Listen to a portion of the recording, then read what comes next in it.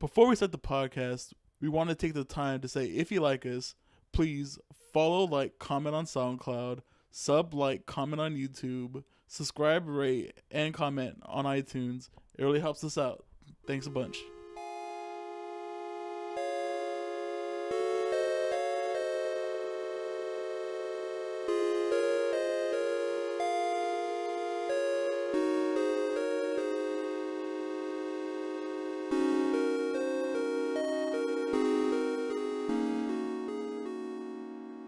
Hey everybody, this is Anime Cherry Bomb, where we review all your favorite animes and sometimes your least favorite animes.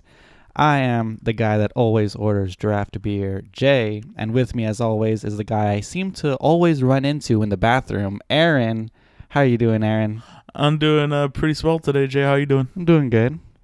Got a good one, good anime for this time. Yeah, luckily. Yeah, I enjoyed it. I smashed through it, so... Yeah, I took a shot in the dark with this one, and it kind of paid off. Yeah, I'll say that now.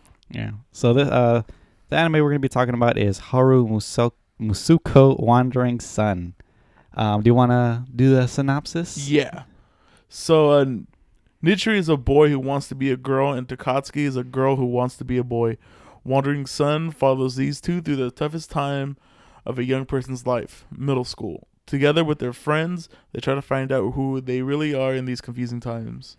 You actually wrote that synopsis, right? Yeah, pretty much. Good job. Thank you.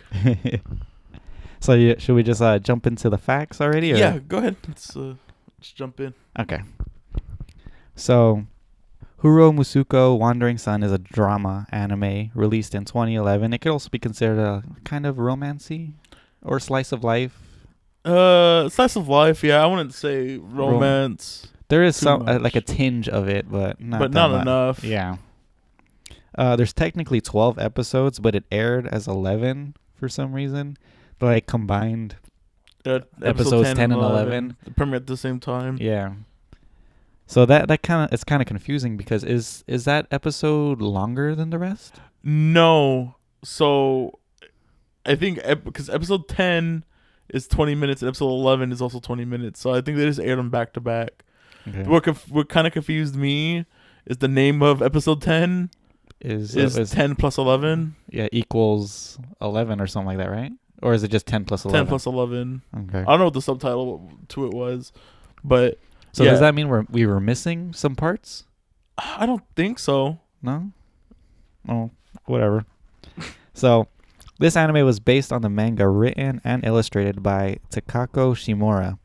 And her mangas primarily focus on LGBT stuff. And some of her works include Sweet Blue Flowers. She also worked on the character concepts for Aldanoa Zero, which is like a mech anime. Oh, yeah, I know what you're talking about. Yeah. Great music in the anime, too. And she provided the character designs for Battery. It's a baseball anime. You know what's funny about that too is Battery is also kind of it's kind of like light yaoi in a way. Oh yeah, because it's like a pitcher and a catcher, right? Yeah, well, like a battery is it's a relationship between a pitcher and a catcher, but they play it as more like a romantic. Huh, that's interesting. Yeah, like it's not like there's like a tinge of like yaoi flowing through it, like a battery is a relationship, and it's about like building that relationship. Oh, okay. I know that's like I think it's an Amazon exclusive or something like Battery? that. I want to say it is. Yeah. Yeah. Okay, so this anime was directed by Ai Aoki, and he's done Girls Bravo, Fate Zero, and Recreators. I heard Recreators is really good. Girls Bravo is trash. That'll when we dig into the trash pile, that'll. I've actually seen that anime. There you go. So isn't that the anime where they talk about like there's some like weird banana fetish or something like that? I forget. I have not seen the anime in so many years. Okay, so the studio was AIC, or Anime International Company.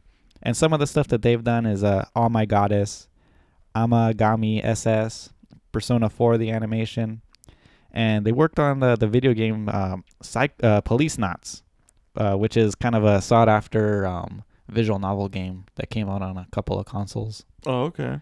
Yeah, it's only Japan though, so that sucks because I hear it's a really good story, and I think it's a predecessor to some other, or like, I think it might be like a spiritual predecessor to another visual novel. I think that's pretty cool. I might be wrong on that. No. Don't quote me on that. Do you know the fate of AIC? Did they close down? That's what, because like the last anime they did was like years ago. It's been a while since they released an anime, and when I was reading through it, I couldn't find anything about them shuttering or them closing doors. Yeah. Maybe they dissolved into another company. I think that's what it became. Like somebody had bought them and then maybe just like seized the assets. Yeah, maybe absorbed into something else. Yeah. All right, so this anime was produced by 3 different people. One of them is Gio Ogi, and he produced anime like Code Geass and Heaven's Lost Property, among others. What a weird combo, huh? I was going to say, it's like some of the... That's weird. That's just weird. Another person is Makoto Kimura, who's also works as a background scanner for anime, and I'm not really sure what that means. I tried to look it up. Do you know what that means? I have no idea. Okay. He also shares the same name as a famous soccer player in Japan. Okay, maybe it's the same person. No, I don't think so. And the other person is Shinsuke Saito, and he produced Black Butler, Silver Spoon, and Your Lie in April. That sounds more correct than the first guy. More coherent? Yeah, exactly. Sounds like more in his wheelhouse than anything. Okay. So the music was done by 2 people, Kaiichi Okabe, who mostly works on music for video games like the Tekken series and the Nier series. Okay, yeah, okay. And the other person is Satoru Kosaki, and he's done music for The Melancholy of Haruhi, Lucky Star, and he also worked on some soundtracks for the Tekken games, so that's might be how these guys got to work together for this anime. Yeah, that's pretty it's pretty cool. I really enjoyed a lot of the music in here, a lot of the nice piano. Oh yeah, there's a lot of soft piano, nice mood setting music. Mhm. There's some like nice guitar, like light guitar. Yeah. And then the insert song that we're going to talk about later was a great musical. I don't know who made that choice to put that song in there. It was a great choice. It was a great musical choice. Mhm. All right, so the opening theme is done by somebody named Daisuke, and it was kind of hard to find info about him that was anime related because his name is just a first name, right? And there's a lot of people named Daisuke, or a lot of well-known people named Daisuke. But I have reason to believe he's done one of the Naruto themes, but I'm not 100% sure. Okay. And the ending theme was done by Rei Fu, who's a singer-songwriter / artist, and she's actually fluent in English. So that means like often her songs often have bilingual lyrics. Oh, that's cool. Just like this ending theme, how it starts with what is the first lyric? I can't even. But I know I wanna cry for you. Yeah, exactly. I'm not gonna say it's as strong as Scump's Wish's ending. Mm-hmm. But it had the same effect when like something big would happen and then the song would kick in. Yeah. And you're like, damn. Mm-hmm. Not obviously like the twists or the oh my god moments weren't as strong as Scump's Wishes. Yeah. But like one of my favorite episodes like comes with the like, oh geez, like you have a knot in your stomach and then the song hits and you're like, Jesus. So some of the music that Reifu's done is or some of the animes that she's worked on is Bleach, The Gray Man, and Mobile Suit Gundam Seed Destiny. So a bunch of shonen anime. And for cross media there's the manga, and the manga was actually released in the US, but due to low sales it was stopped after the 8th volume. Oh, wow. So it's up like halfway. That kind of sucks. Because there's like, 15 volumes? 15, I want to say, yeah. And I do have one video game thing related to this. Okay. So I know I teased you about this. So on the Japanese PSP, it was included with the launch of the manga distribution service for the PlayStation Store. Oh, okay. So it's not really there's no fighting game, Aaron. Okay, I was getting really excited. I was like, man, I really want this fighting game. I really want a Puzzle Quest Wandering Son. Oh yeah, that'd be cool. A puzzle bobble. A puzzle bobble? Yeah. Exactly. Everything gets a puzzle bobble. It's fine. All right, so that's all I really have for the facts. Okay. So, anything you want to get off your chest right now that No. that we can't sort it out?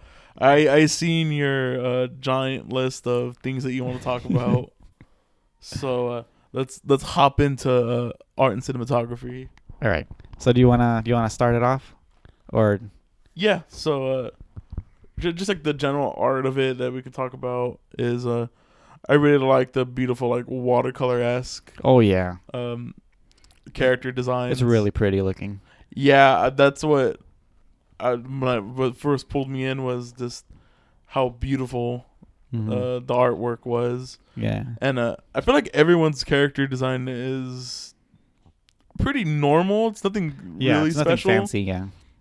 But I think that's to not kind of like distract from the story or kind of like make it more relatable to where it's like these could be kids that you know, or these can be people that are around you. Yeah. Which is pretty cool. I don't think anybody has weird colored hair in this anime. No. Not that I can think of.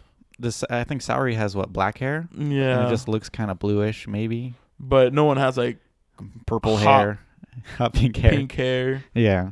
Which is really good. Which I really enjoyed also. Like nothing's ever really too distracting.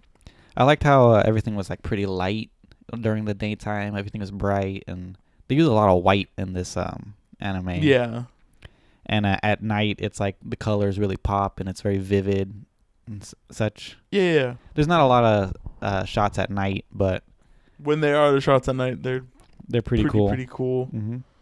I also really like the like not midday. It's more like probably like the twilight hours, sunrise or not sunrise, sunset kind of time. Yeah, like twilight. Yeah, the twilight hours. I really like the orange hues and stuff they use. Yeah. Very pretty anime. A lot. What looks like no expense was not. They didn't cut any corners. Yeah, it was very pretty. And obviously, I like that they had more than one outfit. But, yeah. But actually, more than that, I like that the main characters, Yoshino and Nitori, I like that they had different hairstyles towards the end. Oh yeah, that's also pretty cool. I know, like, for me, just as I've watched a lot of anime, I recognize characters by their hair. Yeah. Like at first, so it was a little difficult for me to, in the beginning, to like grasp characters and grasp character names. Yeah, they kind of like throw a lot of characters at you at the beginning. Yeah, so maybe that was just me, but once it settled in, I'm like, okay, I know who this is. I know who this is. Yeah, all that good stuff. One thing with the hair change was that was really confusing for me was Yuki when she dressed as a boy. Yeah, it was kind of like I was like, who the hell is this? Yeah, I feel you on that one. All right, so to get into cinematography, you can go shoot me off one of yours. Well, I have one more thing of for art is I actually really like that they use like this white vignette thing. Do you know what vignettes are? It's kind of like a white border that like kind of like bleeds into the shot. Yeah, I got you. Yeah. I like how they use that to like varying degrees. Like sometimes it's very subtle, like not that much, but sometimes it's like really into the picture and it really makes it look like a painting or something. Yeah. Okay, yeah, I know what you're talking about. Yeah, so I really enjoyed that. Just wanted to add that. Oh, and one thing about the characters changing clothes and stuff, I really like that Yoshino had a pair of Crocs. Yeah, I was like, no, that's cool. If we ever go to a convention, I'll wear my Crocs. Oh my God, don't. I'll step on your toes if that's the case. My beat up Crocs. All right, so let's talk about some of our favorite scenes Okay. I guess. You want- Cinematography wise, I guess. Yeah, you can hit it off. All right. So one of my favorite cinematic shots in it is the Nitori and Doi door scene Yes. where first it starts off on the outside of the apartment Mhm. and they're just talking Yeah. through the door, and then Doy's like, "Oh, is it okay if I come in?" And when he says it, Mhm. it goes to the back Closing. of his head, Yeah. and he's like, "Oh, can I come in?" He goes, "Yeah, sure." And it shows him opening the door, and like for some reason, I really like the shot of open the door, and then you can see Nitori Mhm. standing there, like through Doy's legs basically, Yeah. and then Doy steps in and then closes the door, and then it's just silence for like 10 seconds of like, yeah. what is Doy gonna say? What's gonna What's happen? gonna happen? Yeah, it's a very tense and kind of uncomfortable part of the anime. Yeah, and not to mention too, like this mentioning like the twilight hours. This happens like in the twilight hours, and you can the colors of the room are like different. Yeah, it really sets the mood for like what's going on. These like the lighting effects that they used for this scene. Yeah, so like it could also be like a metaphor because it's during twilight, so it's between night and day. Okay. And then you see, Nitori, who's obviously, a boy who's trying to, who wants to be a girl. So like he's stuck in between. Wow, I never thought of that. That's pretty cool. Yeah, so I don't know if that was the intention of it, but that's how I see that scene. It was really, really cool, and it's more. I mean, I guess we can wait to talk about it. What it means. That scene means to me a bit later on, but that scene completely subverted my expectations of what was gonna happen. Yeah, but that's more on a writing scale than cinematic scale. Yeah, and one thing about that, I also put that as one of my favorite scenes, or for cinematography wise, because the beginning, before we see Doi and Nitori together, like it's just shots of like the apartment. Yeah. And it's just like how desolate and very empty everything looks. Mm-hmm. I really like how that really like sets the mood of like how alone these guys are. Oh yeah, together. That's a really good observation. Mm-hmm. So I wrote that. Right. So one of my favorite shots, this is one that they use a couple of times, and it's just like a little quick thing, is it's Yoshino and Nitori and Saori together, and they're taking a picture together. Uh-huh. Yeah. Then they have like a camera and tripod. I really like that shot of like you see Nitori going in, like setting up the camera and then going to take the picture, and you can see what's on the camera and all that. Yeah, it's a cute shot. It's a really cute shot. Mm-hmm. Like, and we were talking about this earlier, where people were complaining about how the kids seem older. Yeah, a little more mature than what their age is. Yeah, like I like the fact how they're always like, I want to go back. Mm-hmm. Can we ever go back to when we were younger? Like, it's only been like a year since I took that picture. Mm-hmm. But they're like, can we go back to how things were? Yeah. It's like, y'all are like 12. You need to calm down.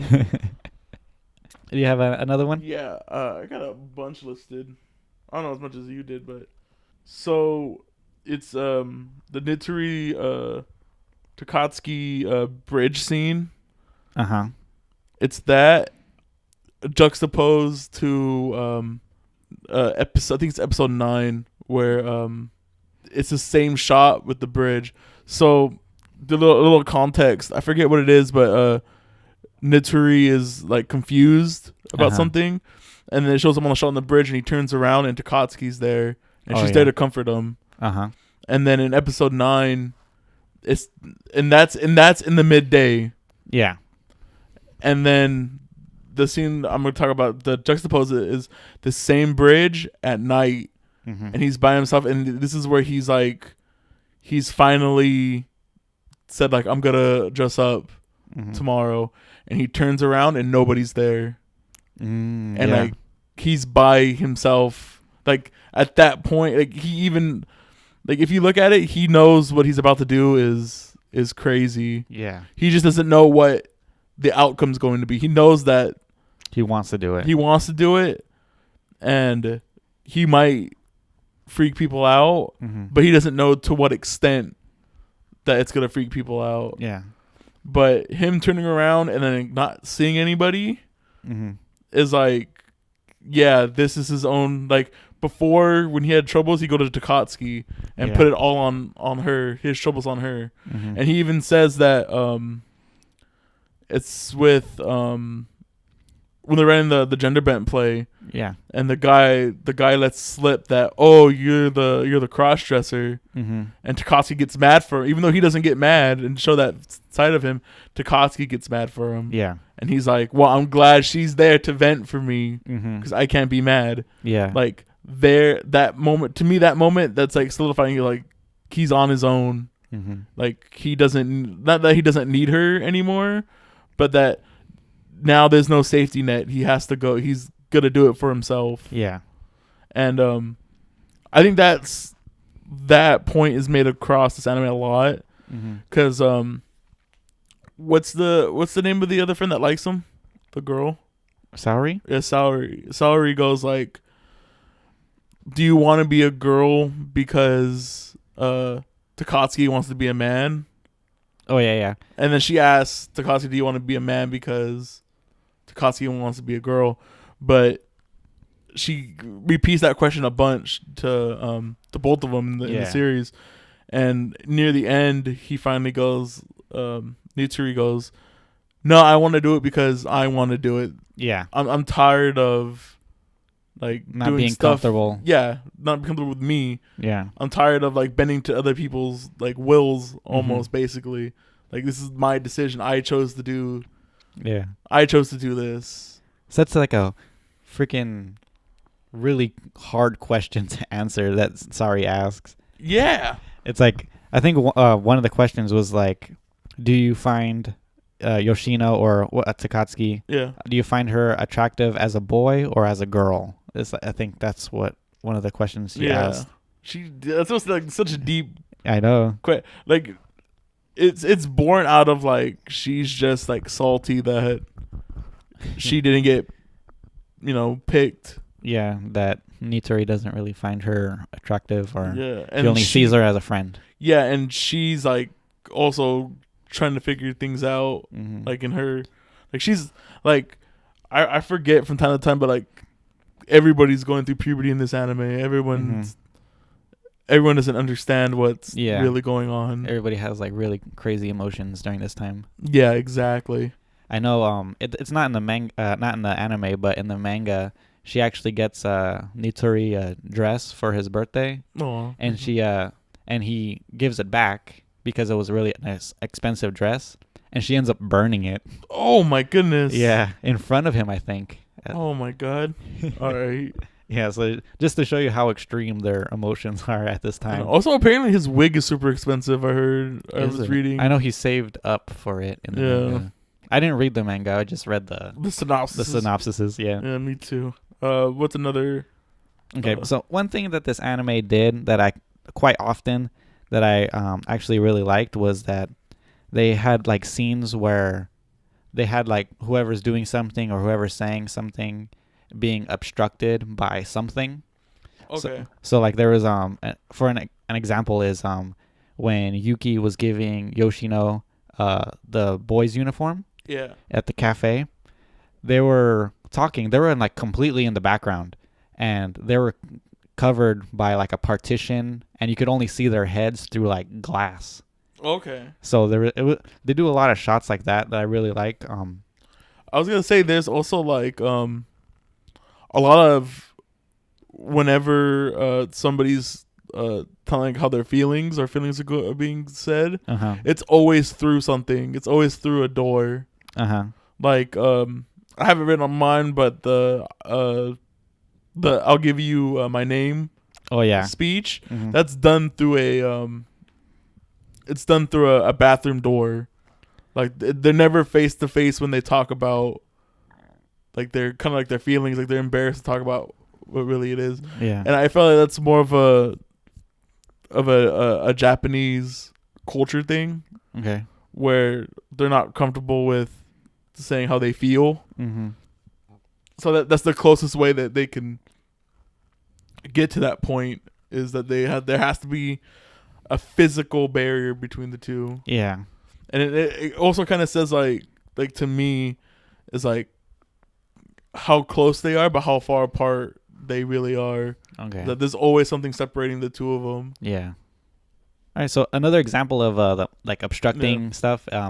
There was a scene where like Mako and Nitori are like, I think they're walking to school and they're going over a bridge, and one of the street signs is blocking like their whole entire body. You can only see their heads. Yeah, that's pretty cool cinematically. Yeah, they do this a lot. I have two more examples of this. All right, go ahead.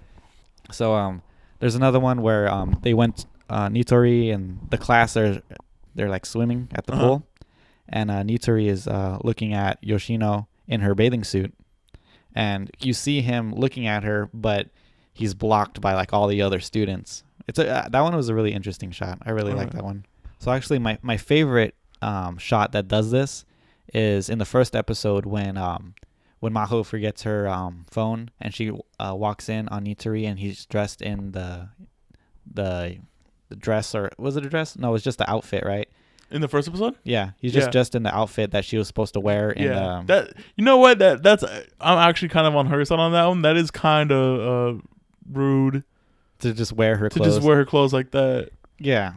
I mean, I get where he's coming, like where he's coming from, but at the same time, it's like you gotta respect other people's stuff. Yeah. Yeah. At least like, I mean, yeah, she's like against it, but I don't know. I never really thought that she was against him cross-dressing, more that she thought it was weird. Yeah. And she just wants to have a normal brother. Yeah, I don't know. Like you said, like you should. I don't know. I feel like you should have asked. I guess so. Instead of like going behind her back and putting it on. Exactly. But the shot that I'm talking about is like when she first opens the door and it's just them like just looking at each other. You only see Maho in the doorway, and the bed frame is actually blocking Nitori. You can't even see. I don't think you can see Nitori's face. You only see like half of his body. Okay. So that shot was my favorite shot that used this technique. Yeah, this is probably one of the most cinematic anime I think we've probably watched. Yeah, it's up there.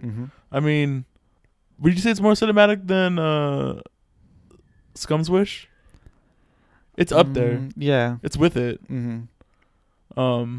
It might, I don't know. I think there might be more techniques used in Wandering Son than Scum's Wish. I'd have to rewatch Scum's Wish again. Yeah, because the reason I noticed all this stuff is because I actually watched this anime twice. Right. And I only went through Scum's. I'm sure if I would have watched Scum's Wish more, I would have probably had more to talk about for cinematography. Yeah. But who knows? I don't know. Another one of my favorite cinematic scenes is just the family meeting that they have after Nitori comes from school dressed like a girl. Yeah. And just how awkward it is. Yeah. Like there's only like all the lights in the house are off, and there's only like one singular light source around the table. Yeah.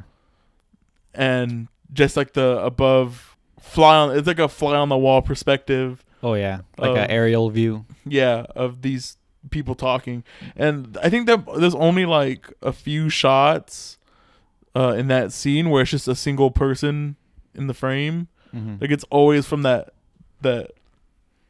eye in the sky view of the table. Yeah. And it's a tense scene. But the cinematography sets up a lot of that tenseness. Yeah. So another shot that I really enjoyed was in the third episode when Maho, Anna, and that other model girl, I don't know her name, was at the photo shoot. Yeah. By the way, I did not understand those. I did not understand those characters and why they were in this anime. Up until the end, I was like the model group. Oh, like Maiko and I don't know the other girl's name. Yeah, and Anne. You didn't understand why Anna's in it? No, I understand why Anne was in it, but like the other people are only there for Anne, and that's it. Anna. Anna. Like, I don't know, like I felt like they were like that B plot was like totally like you could cut that out.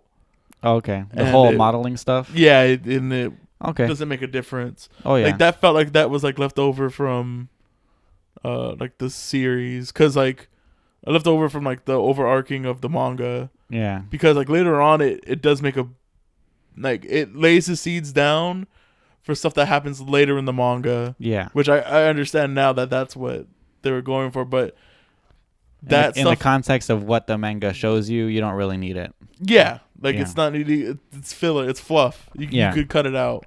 Okay, I understand that. And a lot of the characters besides Anna are just like one dimensional. Even Maho. Yeah. Oh no, Maho's sister. Well, Maho's more of like a physical. She's a physical antagonist. To Nitori. So I understand why she's there. But I felt like this. I guess like going to general thoughts. This anime is kind of all over the place. Yeah. Like there's a lot going on. Yeah, and you can cut out a lot that doesn't make like that you don't need. Like I felt it was always strongest when it was just about Nitori and Takatsuki. Yeah. Okay. Like that was like my favorite parts, but like all the stuff with Maho's like boyfriend. Oh, okay, like, not really needed. The modeling stuff. The modeling stuff not needed. If they were ever gonna pick it back up, maybe it would make sense. But now that AIC is most likely dead, it's probably not gonna go on. Yeah, what's up to us to bring it back? Exactly. But going back to what I was talking about. Yeah, sorry about that, but it's okay. It was that it just bugged me.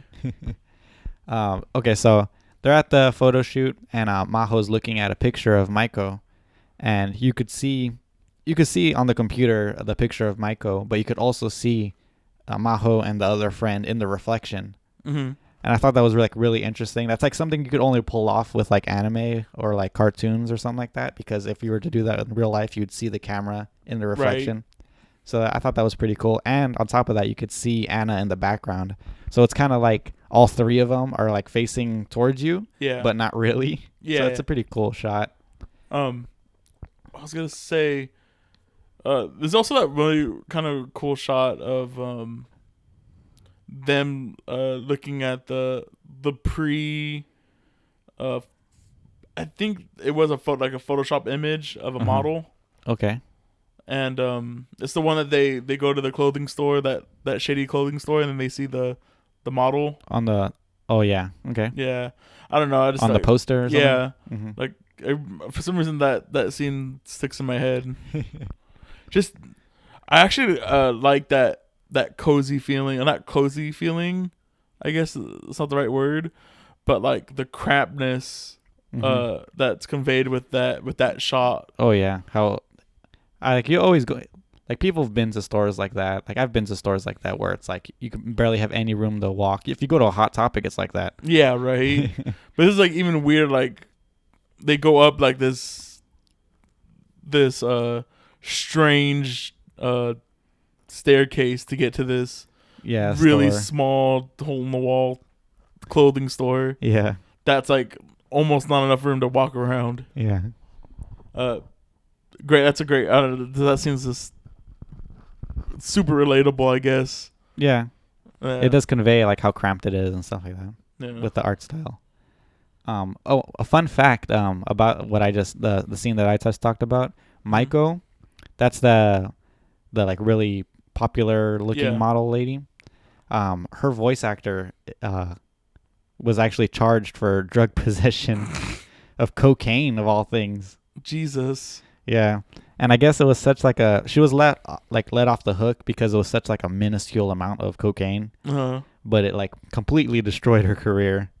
Yeah, I think I went to go look up her voice actress roles after that. She did a lot of work and then just nothing. Yeah, just nothing after. Yeah. I think I know she was in Sweet Blue Flowers. It's like 20. I want to say it's like 2015 was like her last role, Okay. something like that. Yeah. All right. So, do you have another scene you want to talk about? No, you can go ahead and go. I pretty much got what I wanted to talk about. Okay. So, another reflection shot that I really enjoyed was when Nitori was had the fever, and he went to the school nurse, and he was just there. And then we find out that Yoshino was in there as well. And after the nurse leaves, Yoshino asks Nitori if he ever wants to wear a bra.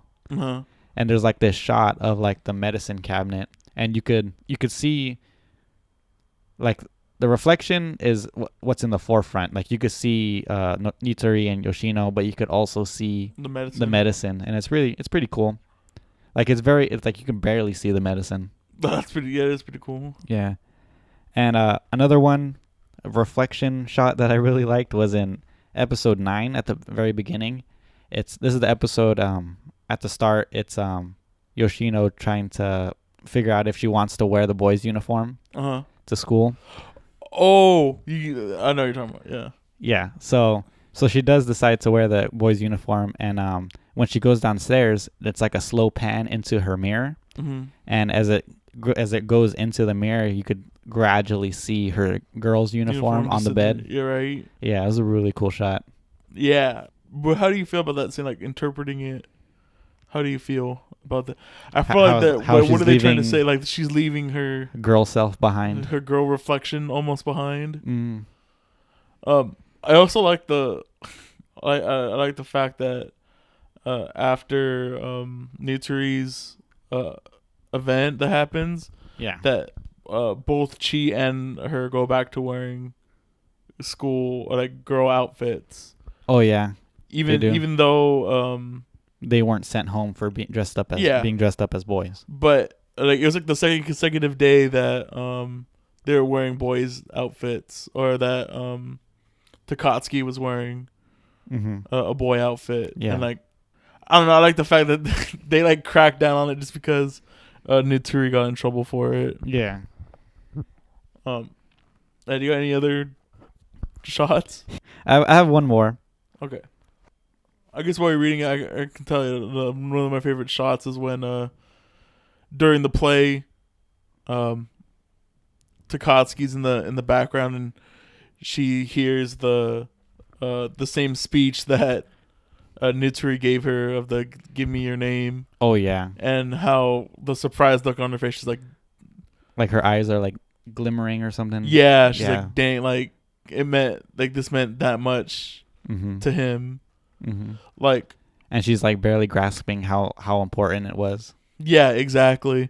How like I guess that shows like how two of their characters are like he felt this was like this monumental event, and she just like kind of casually was like, oh yeah, here you go, just take my name. And like she was kind of seeing how it felt to him, and like just how it's shot of like she's in the dark, like she's in the obviously like in the shadows waiting to come out, but even though she's dark, like or in dark shading, she's bright in a way. I don't know if you like with a spotlight on her or something. Oh, I guess so. Like even though she's like drenched in darkness, she's like you can tell she's like beaming, like emotionally at that point. Yeah, I understand that. Yeah. Okay, so the scene in the first episode where after Nitori pushes Maho and runs out of the house, bunch of cool shots in that whole sequence. So after Nitori pushes Maho and he runs out of the house like barefoot and all that stuff, there's like a bunch of like quick shots of him like just running and all the people staring at him. That whole sequence of shots are really cool. Like some of the ones that stick out to me is like that I don't know what it is. It's like a thing for so you know what if cars are going by. It's like that mirror thing. There's like a shot of him running by that. Yeah. It's a really nice shot. And then when he's on the bridge, there's like this pan around Yoshino. And I thought that was pretty cool, and it leads up to that bridge shot that you were talking about earlier. And that shot's pretty freaking awesome. And that's all while Claire de Lune is playing, and Mm-hmm. To me, like, the emotion in that scene is like raw. It's just raw emotion. Yeah. And they capture it pretty well.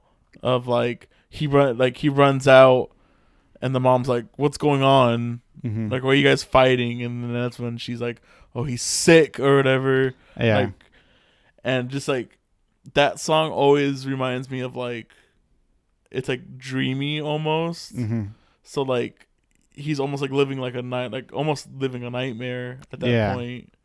And then he comes across Takatsuki, and then that's somebody he can lean. Like I said, he meets her at the bridge, and that's somebody that he can lean on. Yeah. And it's a beautiful scene of like they're almost like their symbiotic relationship with each other. How Mm-hmm. they do need. It looks like they do need each other. Yeah. Like their one adult friend even says like, she's like, I'm surprised. I figured you two would like be an item already. Yeah. And it's that scene's really cool. It's unfortunate for me, kind of a spoiler here, but I did not like the first episode. I did not. That's the only part of the first episode like I really really liked. And then but the rest up until that point I did not enjoy as much. But one thing we can get more on that when we get there. Yeah. All right. But one thing about that shot, Uh-huh. what's really cool about it is like, okay, so you're far away and you're seeing them on the bridge. What's really cool is like the cars are still moving on the bottom, but like your eyes kind of like focus on the characters instead of like what's moving, and that's pretty cool. And then like in that shot, we see like a close up of Nitori's feet, and it shows how like timid he is at that point, or vulnerable, I would say. Right. Yeah, it's very intense and really cool. All right. So is that all your that's all I have. Cinematography notes? Yeah. Half the podcast was cinematography for good reasons. I feel like I said, this might be one of the strongest cinematic. Like we can go into dissecting a lot of just like scenes, what scenes mean to, and it's really really strong. Yeah. All right, so let's go with our least favorite characters first. Okay. You want to start it off? Yeah, I have what is going to, I think, surprising. Okay. The most. So my two least favorite just they go together. Okay. I really disliked Chi and Momo. Oh yeah. A lot. Yep. That's exactly who I wrote. Really? Yeah. So Momo I hate because obviously she's just there. She's just there to be a pain. She's only there, like, I kind of felt betrayed for Nitori because she was like how fast she turned on him. Yeah, exactly. But she was never their friend to begin with. Yeah. She was only like an acquaintance. And she was only there for Chi. Yeah, exactly. And then Chi's just like annoying. Yeah, that's exactly what I wrote. She was very irritating. Yeah. And I hated how loud she was. Exactly. I mean, maybe it's because I was that way in school, and I know how annoying I was, and just to see somebody who was as annoying, like, yo, like, it's not like, it's cool that you're happy all the time, but yeah, like, there's a juxtaposition between her and Saori, or it's like hilarious how she's like, if you saw this, just, oh, can I call you Saurin? Yeah, she's like, no, don't. Don't ever yeah, call and me then when they find out that they're in class together, she's like, oh, maybe I should just go back home. Yeah, I mean, I don't blame her. She's just, I don't know. Maybe just because like she's just so outspoken, it just kind of irks me. Yeah, you heard it here first. Loud people are not good. No. Exactly. And then besides that, the other only character that I really didn't like is I think I texted you after the scene that happened. Like, I wanted to throttle this kid so bad. And his name is Fumiya. I don't know if you know who. The church kid. Yeah, the church kid. Yeah. First, he lets it slip out that that he's a cross-dresser. And that made me mad like I don't even know who I was mad at more of Saori or more at him. That like Saori, like it like is telling people stuff that she doesn't need to be telling other people. Like that. And then there's a scene where he's like, oh, does she like him because she's cute? Well, he's like, well, I think pretty sure he calls him like, he calls him an expletive. I think she calls him either like a fairy or he calls him like gay or something. But he goes, oh no, he calls him a tranny. He goes like, oh, he's always, I can look better than that tranny. And then he pretends to like, he put his hair back. Yeah, put his hair back and that be like, try makeup to be cute. thing. Yeah. Yeah, I was like, that's not like, I feel like the writer of that scene wanted to get across the point of like toxic masculinity. Yeah. And that's exactly what I felt in that scene. It was like yo, you don't understand what this means. So like he's not doing this because he thinks it's cute and then he wants to be with her. Sorry. It's how he feels on the inside.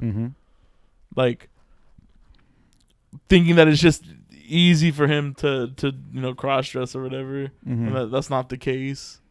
Yeah, exactly. Yeah, I hate that guy. And then it just irritated me more that Saori ends up getting with him in the manga. Oh yeah. So I was like, gosh dang it. That just, I don't know, bugs me. Yeah. I always felt just because like it was in the middle of the story that we were meant to see some of that church scenes, or maybe they were in earlier. Well, from what I read, Saori only goes there when she feels bad about something. So, you know what? Going back to another cinematography scene, a lot of the greatest shots happen in the twilight, and that's another great shot of her praying at the church. At the church, yeah, it is for basically need to find happiness. Yeah. Oh man.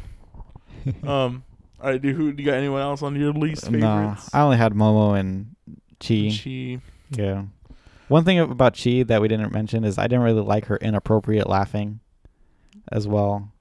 Like she would laugh at like, remember when they told Yoshino that she had to wear a bra, and like she was like on the floor. Obnoxious. Laughing. Yeah, I feel you. I don't know.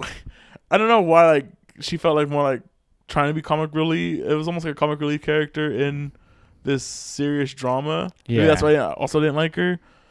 Cause I really hate that tense scene of they're like the teacher's asking Nitsuri like, oh, are you only doing it because like to get attention or because she did it? Yeah. And he's like, no, I want to do it because I feel comfortable. This is the way I feel comfortable. I want to be a girl. And then she goes, oh, for the record, I don't want. I want to be a girl. She's like, yeah, I never wanted to be a boy. I never wanted to be a boy. Like she never wanted to be a boy. I also hate characters who refer to themselves in the third person. Oh yeah, that's retarded. It's also it's also very, very annoying. Yeah. Dang it. So you want to hop into favorites now? Yes. Please. Exactly. So, obviously, Nitsuri. Oh yeah, I have Nitsuri as one of my favorites. He's a sweetheart. There was the best anime make you feel like you're on their side. Just like in Scum's Wish, there was points where I was like, I just want to reach in this screen and like hug Hanabi and tell her it's okay. Yeah. Whereas, I don't know, Nitsuri feels like he has a good head on his shoulders a bunch of the time.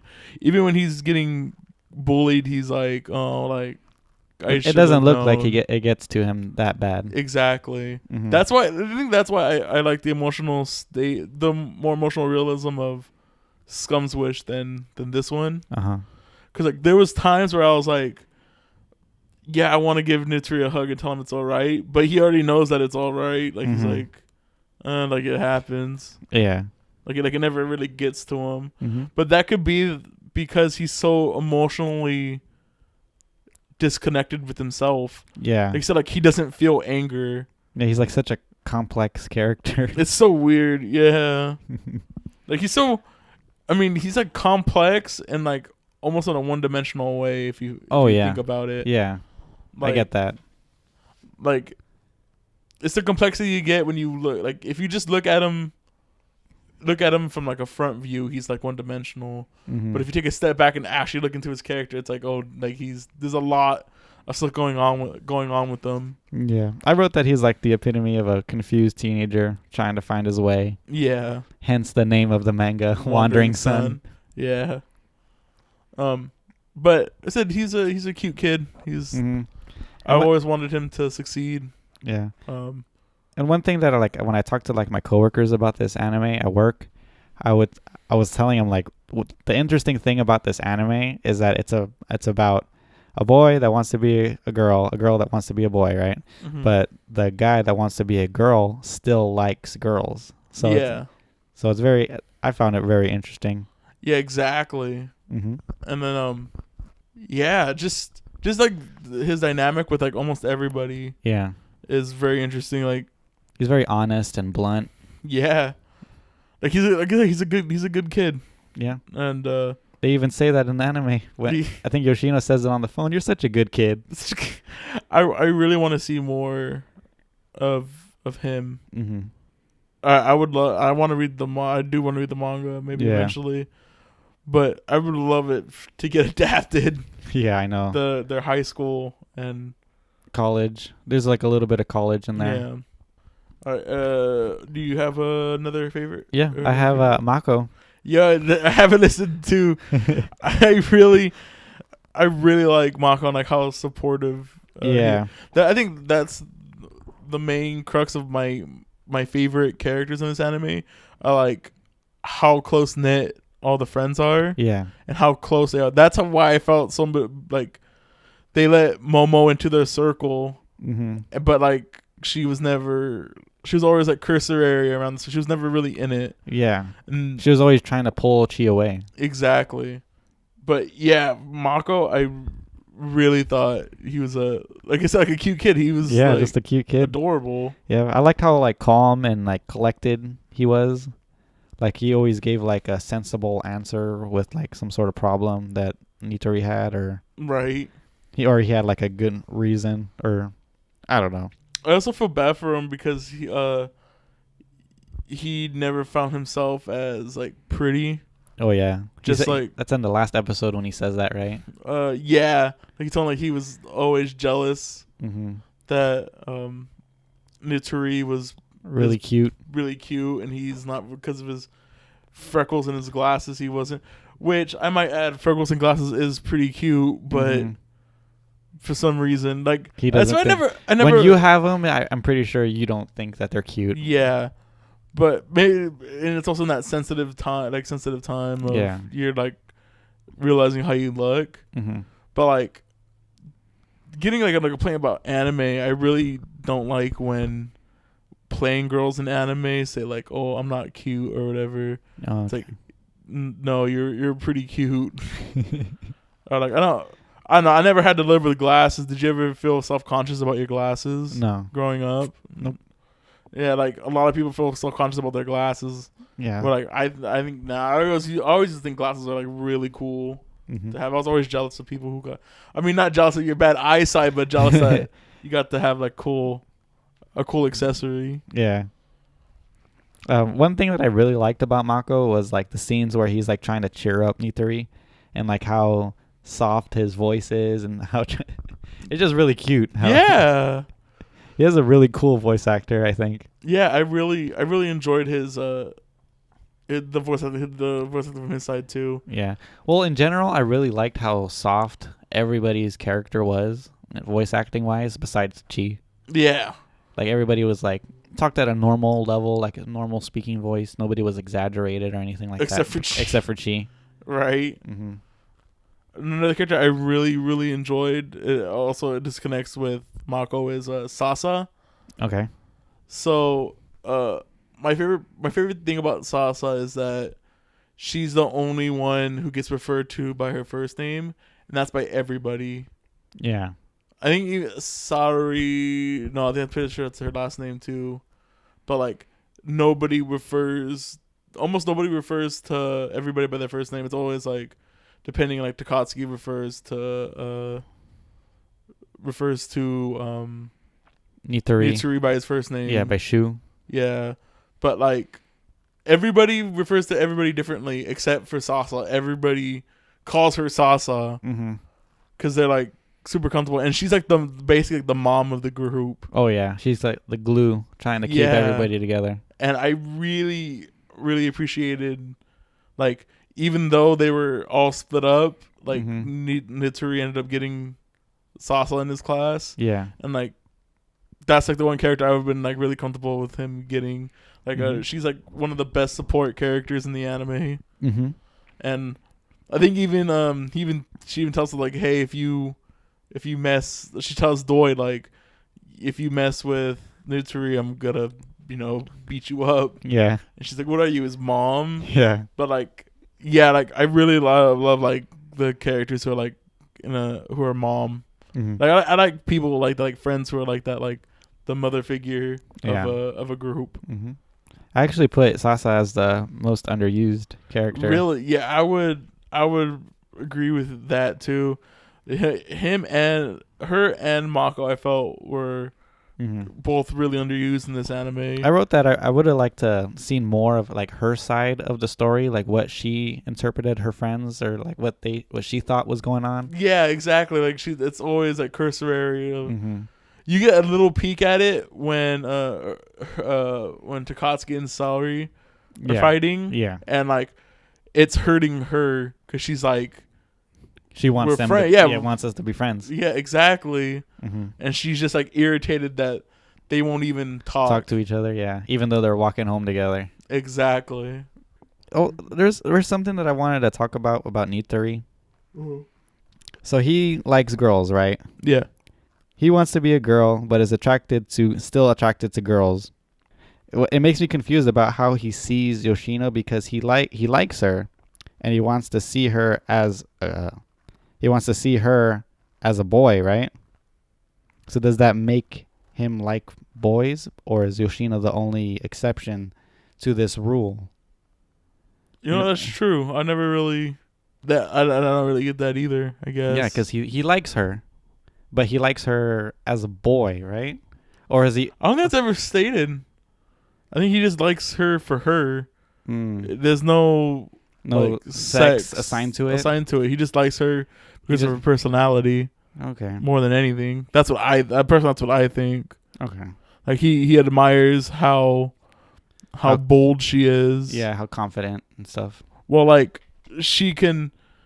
Like the real difference between them is like she can comfortably wear boys' clothes all the time, and he has to change before he goes home. Yeah.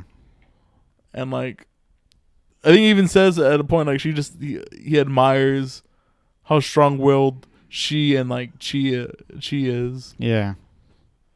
And yeah, I think it's more of a personality attraction than anything. Also, I really like Nitori's voice actor. His name's Kasuke Hatakeyama. Has he done anything? Do you have anything that he's done in there? No, I just put his name just so I could shout him out. Yeah, he was really good. I would like to go and look to see what else he's done. What else he's done. Do you have any other favorite characters? I have one more on mine. I have one more. Yuki.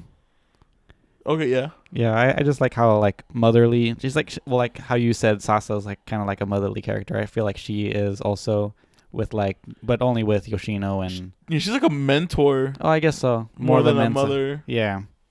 And like I like the fact that she's also a trans woman living with a man. Yeah. And she's just like, yeah, the dude's like, he's a cool dude too. Yeah, he's just like he's very laid back. Like I don't know the scene of them at the culture festival when she's like wearing the suit or whatever, and she's still like clingy and stuff. Yeah, it's still pretty cute. Yeah, exactly. All right, and I had a feeling like I want to say I didn't read it anywhere, but I do feel that Doi was gay. Oh yeah, either gay or bisexual or like bi-curious at least. Yeah, I had that feeling as well.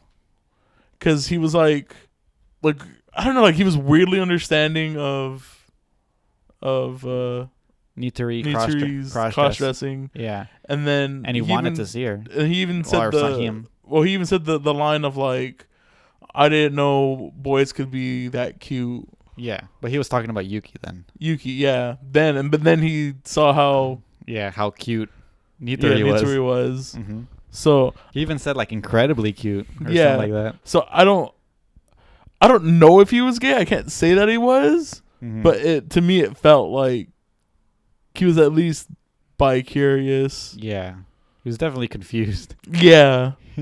One thing that I want to just like sidebar this that scene. I know I mentioned this to you in text, but that scene where he Nitori dresses for him.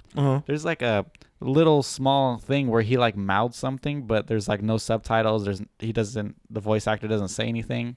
So I don't know if that was like a mistake or something. I don't know. Maybe it was I'd have to go look and see. Maybe it was an artistic decision, maybe, or maybe it was an error. Yeah, because I'm thinking it was an error because it looked like he was like saying like suge, like awesome, like sugoi, sugoi, awesome. Or something.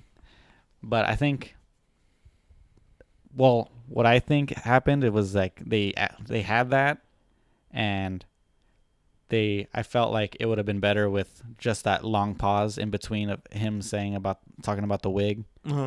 I think that emphasizes it better than him just saying like Sugoi or something like that. Yeah. Or could it have been like he like just like mouthed it or said it to himself, basically? Oh, maybe.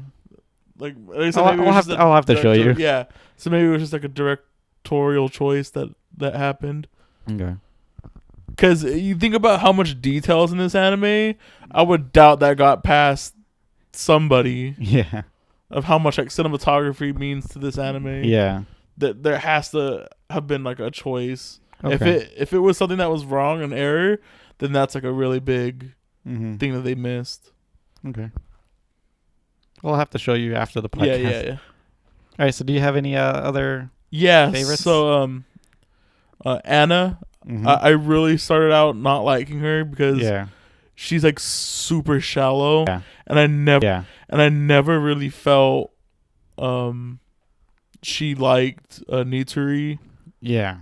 But at the same time, I never felt like Nitori liked her. Even though he said that I love you, I always felt that they were distant from each other. Yeah. And I never got the sense, like I was always like, oh, he's obviously gonna get with Takatsuki, or he's using her as a surrogate. Yeah. Well, like a surrogate for Takatsuki, because Okay. Takatsuki doesn't love him. So he like needs an outlet to show his love to something. But he doesn't really show it. Yeah, he doesn't really show. That's what really confused me too about it. Yeah, like he never thought about kissing her or anything like that. But then sometimes she never thought about kissing him. Yeah. And then like, but as soon as he did though, he was like, he got really nervous about it. Like he's like, maybe like that was like his natural progression in that relationship. Like he was more into her emotionally. Okay. Or than physically. Yeah, than physically. Okay. Like same thing with Takatsuki. Okay. Like, yeah. Oh yeah, that makes sense now. Like, to me, what's the word? Shoot, it's more like he's pansexual than anything. Okay. Like he likes everybody, or is that? Yeah. Is that what so what pansexual mean? It doesn't mean that you like everybody. So like pansexual is more of like you love people on an emotional level. Okay. Than anything. All right. So like you can have a relationship on an emotional, like it's not based on sex or gender. It's based on how you click with somebody emotionally. Yeah, how you connect with them. Yeah. Okay. I'm pretty sure that's what it's either pansexual or demisexual. There's a lot. There's a lot of weird niche sexualities out there. Niche, exactly. But I also wrote Anna as one of my favorites. I really like their dynamic of her and Nitori, how they like. Oh yeah, I was gonna say hang like out and stuff. At the at the end of it, I feel like they broke up because she was confused. Yeah. She didn't know what she didn't know what she wanted. Mm-hmm. And then how Nitori was like completely fine with her breaking up. Even that scene is like heartbreaking of her saying like, "Oh, like I don't know how I would deal with you wanting to become a girl and like all this stuff. So Yeah. let's just be friends." Mm-hmm. Like that scene was really hard on Yeah. me. That scene also too has going back to cinematography, has a weird voyeuristic feel to it. Oh, like you're hiding in the bushes and you're like looking Yeah. through the bushes to see. because it's like a side view. It's not like Yeah. it's not like a straight on shot or Exactly, it's something. one of your obscurity shots basically. Mm-hmm. Like it makes it, like I said, it makes you feel like you're hiding, or Yeah, like you're omnipresent or something. yeah, exactly. Or you're just hiding in a bush. yeah, just creeping on these kids. Yeah. How old is Anna? I was about to ask you compared? that. I don't know. I think they're a year older. I want to think say. yeah, I want to say she's. But they a don't, year they don't go to older. the same school though. No, they don't. Different school. Well, maybe just go to a different school. Maybe that's Anna it. goes to an all-girl school. Oh yeah, I didn't even think about that. I guess so. Yeah, it's weird. Yeah. But I'm really glad that Nichiru's like, "Oh, I still love you. I still love you," and she's like, I really like that scene "Right." because how cute Anna looked. She was like talking into her beanie. That was so freaking cute. Yeah, and she's I'm glad they get together in the end. Yeah. In the manga, they get back together. I don't know if they stay together, but I know at the end he is there by him entering college and stuff. They're still together. okay. That's so, good. Yeah. Did the manga end already? Yeah, it's over. Oh, okay. So there's no hope for Exactly. for See more. what happens. Yeah. So that's all I really have for favorites. All right. And then we already hit most underused. All Yeah. that. Mine was Sasa. What was yours? Mine was both Sasa and Mako. Oh, Mako, yeah. I really wish to get more. Mm-hmm. More screen time. I wouldn't mind like if Mako was like the main character either. Like Yeah, that would be cool. I Like would a like side an story? anime about like give Mako a whole episode to himself. Like Mako and Sasa, I feel like can have like their own episodes Yeah, to themselves. that would have been cool. And I wouldn't have I mean, there's only 11 episodes, so exactly. I want to see adding one more wouldn't hurt. I want to see Mako and working in the bread shop. Oh, that'd be funny. All right, what was your least? I guess least favorite episode for Okay. you, or worst episode? What would you say? I only have one least favorite, so you want to tackle that first? Yeah, I also have only one, and I mentioned it earlier. It's the first episode. Yeah. What are girls made out of? Mm-hmm. We were talking about it earlier, and it does make sense. Like if you probably watch it and you know where it starts. It starts in the middle. Literally starts in the middle of a manga series. Yeah. It's like chapter 5 or something like that, right? No, it's like volume 5. Oh yeah, volume. That's what I meant. It's volume 5 through I think like 9 or 10. Mm-hmm. And so if you go in with that mindset, Mm-hmm. even still, I don't think they do a good job setting up all the characters Okay. in that first episode. Like it goes in. I mean, I kind of do enjoy that it goes in, head first. Yeah, showing you all the characters. They already have their established relationships. Yeah, and it doesn't really dumb it down for you how I kind of would have appreciated the first episode to be done. Like a more explanation. Yeah, exactly. A little bit more. What's the word I'm looking for? Exposition. There's not a lot of exposition in that first episode, except for Nitsuri wants to be a boy. Yeah. Takatsuki wants to be a girl, and she rejected him. Yeah, and I don't know. To me it felt kind of messy. Yeah. Like we said it before, they throw a lot of stuff at you right at the start. Yeah, but like you said, it filters out a little bit more once you understand it. I actually wrote episode 1 as one of my favorites because once you know the context of it. At first I was just as confused as you, but once I learned about the characters and stuff like that and I rewatched the anime, that's when I started liking it. Well, because it was like it never really introduces the characters full on. Yeah. That's why I had a really rough time putting names to faces. Yeah. Was like we never just got like a slow stream of character introduction. It was just like everybody just go. Mm-hmm. Like everyone just started sprinting at the start. Yeah. And yeah, I did not enjoy that first episode. I don't know if I was watching it by myself. I don't know if I would have went past that first episode. Oh, okay. But yeah, thanks to the podcast, I just like finished it. And you enjoyed it, right? Yeah, I did. I really liked it. Okay.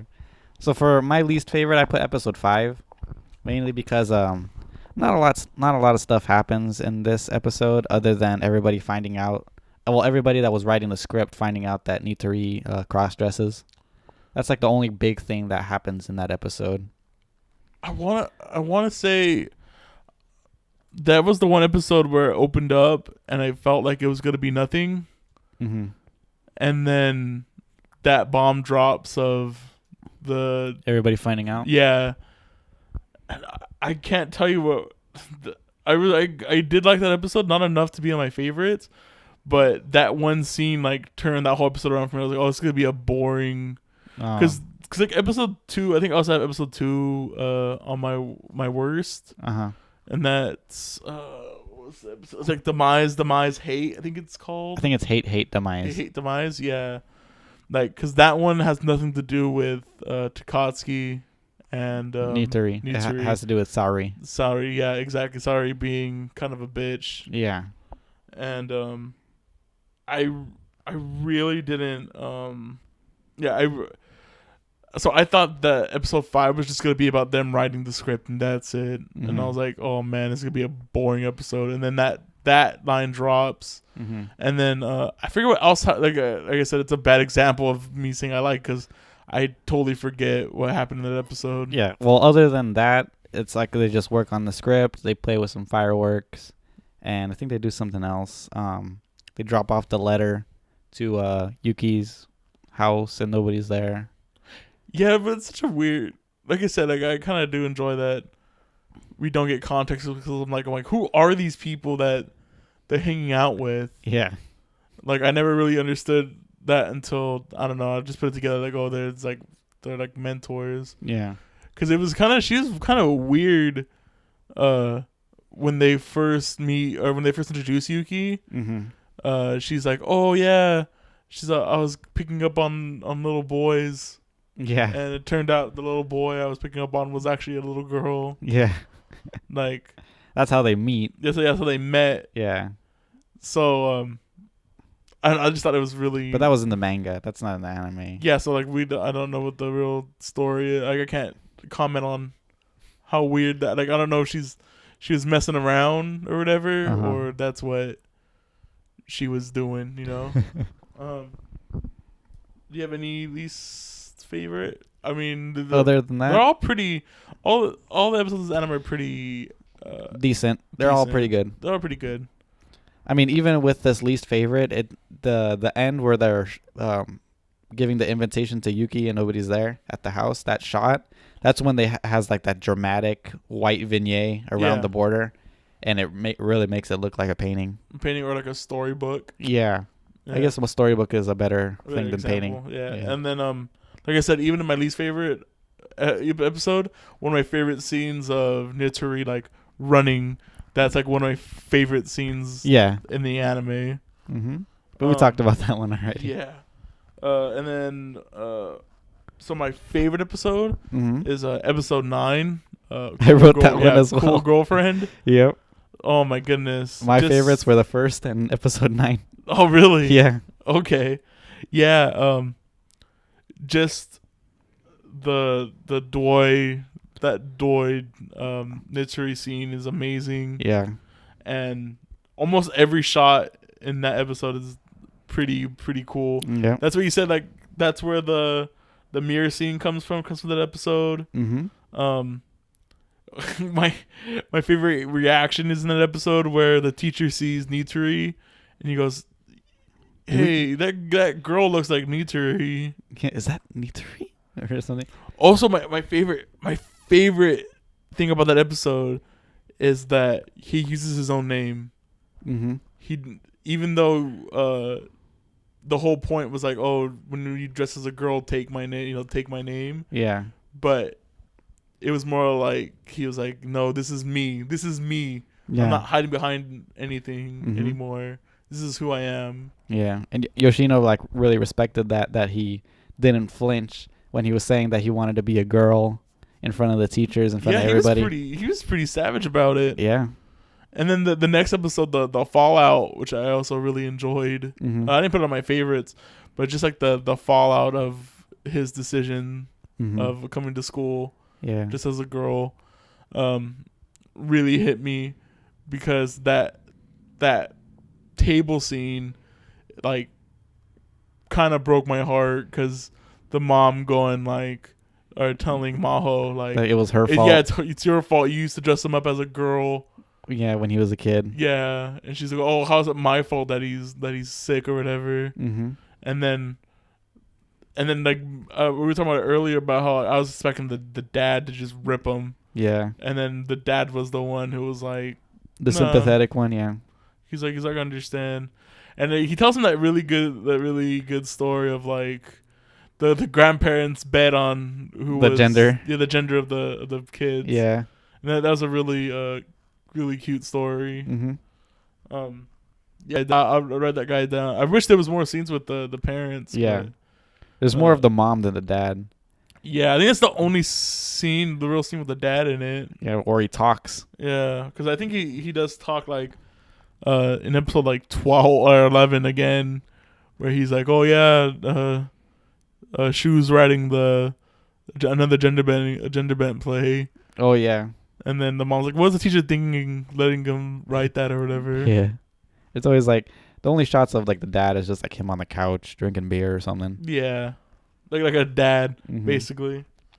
One scene that I liked in episode 9 was so this is the episode where Yoshino goes to school dressed up as a boy, Uh-huh. and nobody really cares. It's like Yeah. nobody makes a big deal about it. Well, like they're like, Well, they bring her whoa. into the office, and she like just says like, "Oh, I'm copying Chi," like just as an excuse. Like Yeah, she doesn't want to admit that she wants to be a boy just yet. right. She just says like she wants the attention, Yeah. even though she says like at first she's against it, because she's like, they're just gonna say I'm copying Chi. Yeah. But I guess she does use that as like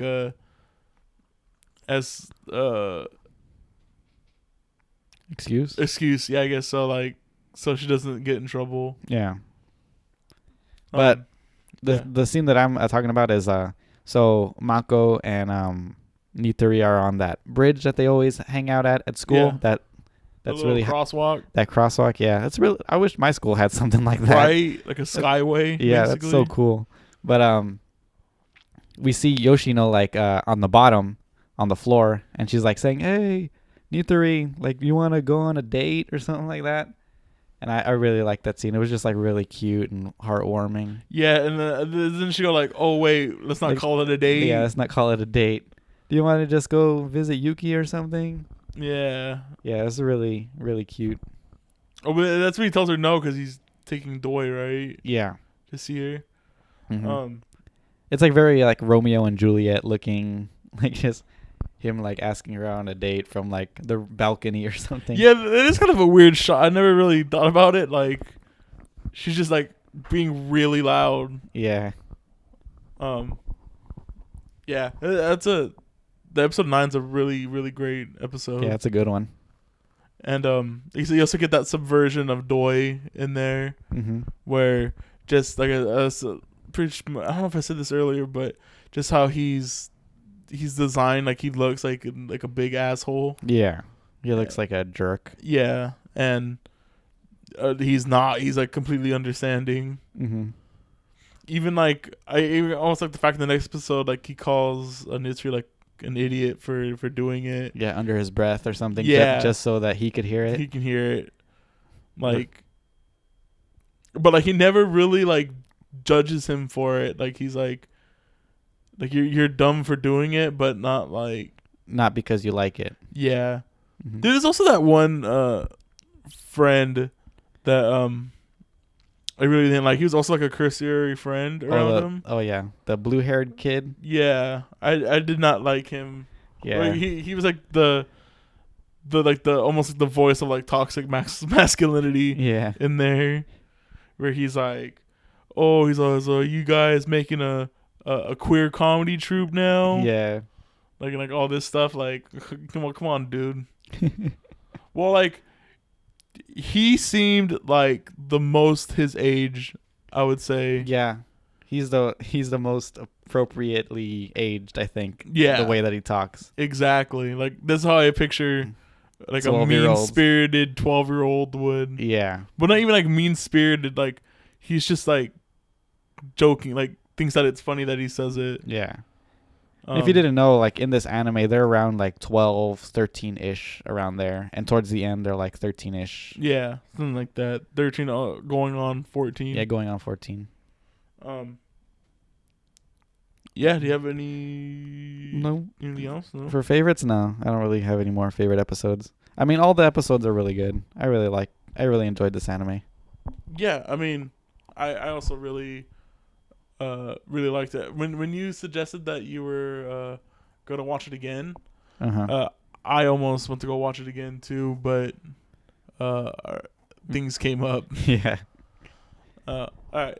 So do you got any other final thoughts before we get the wrap up going? Do you want to talk about like any like general stuff? Yeah, whatever on your list that we missed. Well, for general likes, I just like really like the subject matter of this anime. Yeah, this is why like I like anime. Is like you get to tackle weird subjects like this, and like going against social norms. Yeah. And this is, think about when this anime was made, was like in 2011. Yeah. And this is years before like this almost sexual revolution. Yeah. Has happened in the last couple years. Yeah. Like, this is so forward. Thinking almost in a way. I feel like most anime ahead of its time. Yeah. I feel like most anime that tackle topics like that, anime is like a great place to do it, because I don't know, I feel like a lot more people are more scared to do it like in a live action way. Yeah. And like even now it's almost like a fad that this is like, I don't want to say fad, it makes me sound pretentious about it. Yeah. But like now we're getting all these. Yeah, a lot more people are open now. Yeah, and it's just really, it's not a bad thing though. Yeah, no. By no stretch means it's a bad thing, but like I don't know, maybe it's just me and the cynicism I have with like Hollywood or whatever is like, oh, they're only doing this because like X people want it or whatever. Yeah. But like back then nobody was asking for it and they made it. Yep. And it's almost like it came from a more like genuine place. Yeah. Than like a money reason why. Yeah, definitely. Like it didn't feel to me, the producer was like, oh, we need a trans anime. Make a trans anime. Yeah. It was more of like somebody believed in this topic and then gave them money to make it. Yeah. Not because it was like the cool thing, the hot topic. Yeah, exactly. Like this isn't a topic that's gonna get a lot of eyes on us. It honestly turned people down in Japan to how strict like sexuality is out there. Yeah. Like unknowingly I sent you those things, like those porn history books. Yeah. That are being censored. Yeah. The history of sexual expressions or something like that. Yeah, right? It's the history of sexual expression, and then one was like about the history of porn vending machines. Yeah. And so like it's not even pornographic in the slightest. Maybe there's pictures, but that has nothing to do with. It has to do with vending machines and how like it's becoming a dying thing. Yeah, exactly. And which is kind of ironic. That's why like they're becoming a dying thing, is because the government is like suppressing it. Mm-hmm. Anyway, yeah. Do you have any general dislikes of this anime? I don't know. What are some of yours? Well, I wrote one, but it doesn't have to do has nothing to do with the anime. It's like a super nitpicky thing. It's the subtitles in this anime. There's a lot of shots where it's like drawn out and like the characters are small and stuff. Sometimes there's like one scene in particular that I'm thinking of that the subtitles go on and it completely covers Nitori and Mako. Like the subtitles are blocking them completely. Like they should have put the subtitles on top or something. Yeah. Okay. I was like, well, I watched anime on my tablet, and there's like 2 big black borders on it, and I would think that that's a good place to put some subtitles so it doesn't distract from the art. Yeah, but I feel you, but that's just a super nitpicky thing about it that I wrote about. I don't know if I have any. I do have any general dislikes. Maybe I kind of didn't like I said. I felt like at most sometimes there wasn't any emotional payoff almost. Okay. Just because how stoic in a way Nitori is. Yeah. Like I wanted to be more emotionally invested in it. Mm-hmm. But when your characters aren't emotionally invested in anything that they're doing, yeah, makes it hard. Yeah, and it doesn't help that we're in the middle of the manga. Exactly. Like the only time I felt like Natsuru is like emotionally like coming to a front was in episode 9 where he's like, I'm going to do it. Yeah. This is something like he really felt strong about that he wanted to do. I also like how the anime, like of it, like it's building up to that moment, like since episode 1, and it finally happens, and it's like that payoff is really cool. Yeah. Episode 1 gives you like a sense that something big is gonna happen. Yeah. And it does. He goes to school just as a girl. And there's also that. There's probably also a director's choice about the interviews. Yeah. At the beginning, I mean, both me and you thought something's going to go down. Yeah.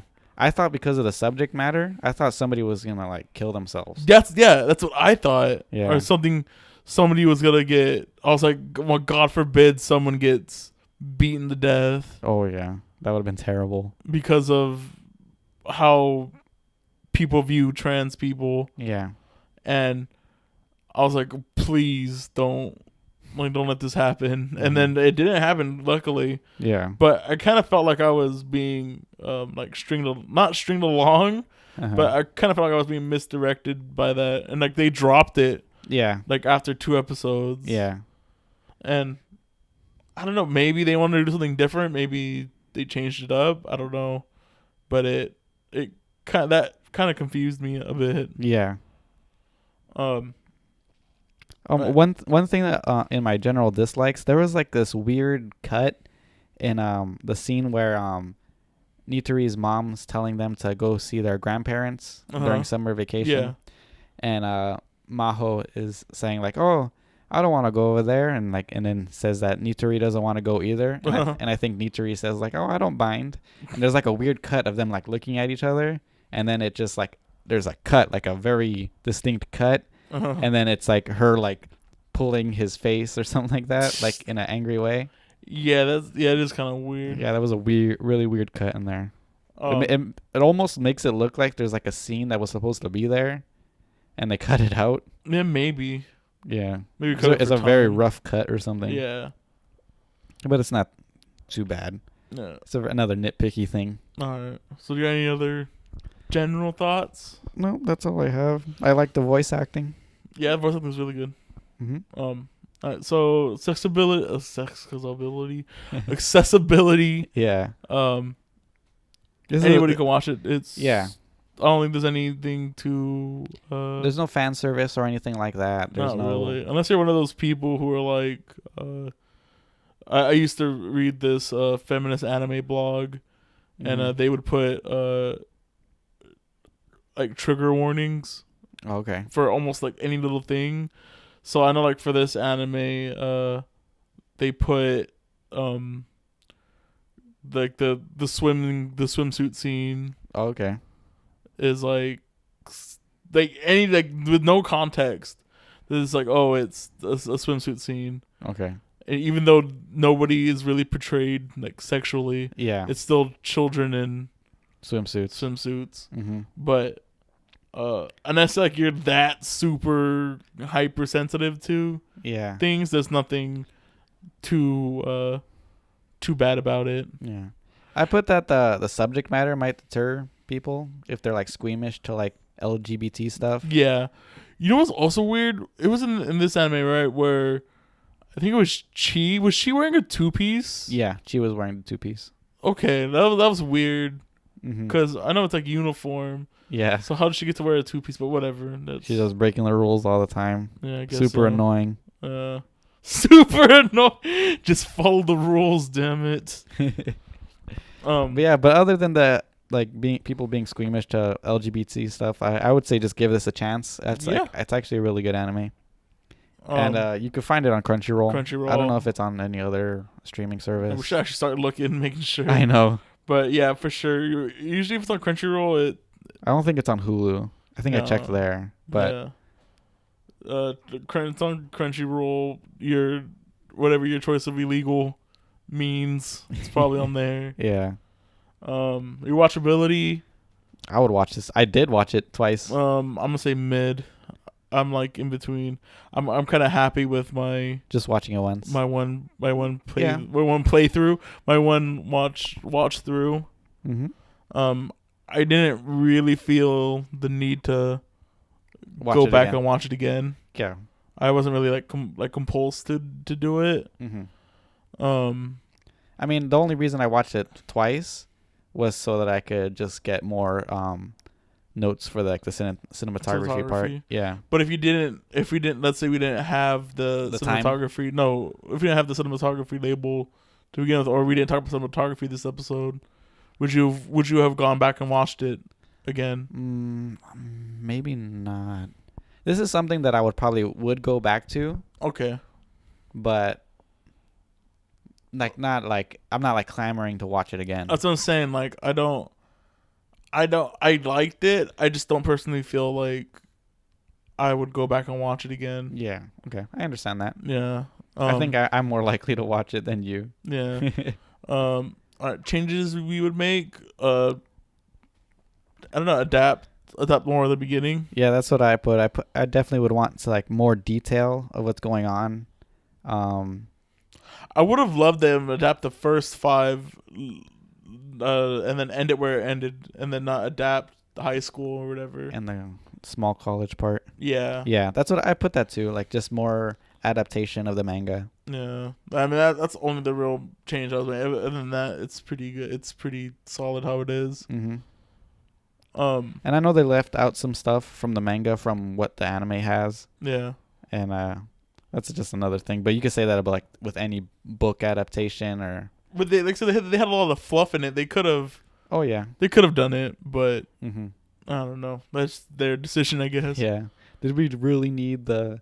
Well, one thing that I know that they cut out. I think this was supposed to be like in the timeline of the anime. Was there was a part where Nitori tried on Maho's underwear. Oh, okay. Like he was curious about putting on panties or something like that. Okay, yeah. I think that would have been more important than like fireworks or something like that. Yeah, I feel you. But that's about it. All right. So, what's your rating? I recommend this one. Are you going with the regular? I'm going with the recommend. Yeah, I'm going with a recommend. Not a high recommend. Yeah. But I definitely would recommend this. Yeah, I'd definitely recommend it to. It's not a must watch, but you should probably watch this like when you have time. Yeah, it's a to me it's like a really good change of pace anime from what what we've been watching. Yeah. And it's really not like I don't tend to gravitate towards drama or like more serious works. Mm-hmm. So that's why I really enjoyed this one. Yeah. The change of pace of everything. The change of pace. Which now we get to go in the complete opposite direction. Yeah. now we get to go to a shonen anime for next week. Yep. So next week, we are finishing off the East Blue arc of One Piece. One Piece. Yeah, we're setting sail again. Oh, super excited. I am a little bit ahead of Jay. Yeah. And by a little bit ahead, I mean That's like an understatement. 25 episodes ahead of Jay. So I do want to rewatch the big arc. There's one big arc in that 30 episodes. It's like 15 episodes. Okay. And which is the most I think an arc has been to so far that we've watched. Okay.